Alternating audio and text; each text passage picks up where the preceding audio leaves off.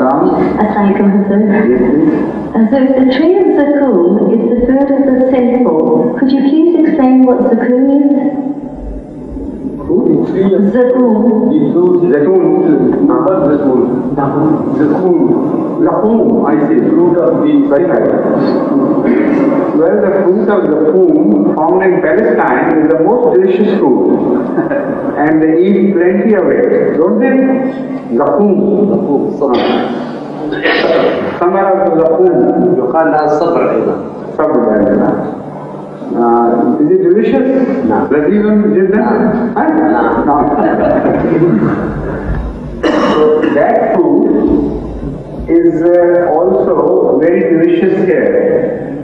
And those who are given that fruit in the hell, I don't know how they will taste. Only it's a symbolic language, in fact. The fact is that the food is the product of the desert. And it is a product which flourish in the extreme conditions where there is no water and no light.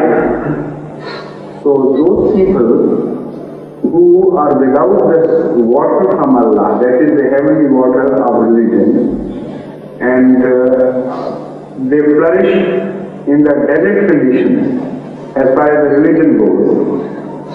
Their fruit would also be something taking root in the desert.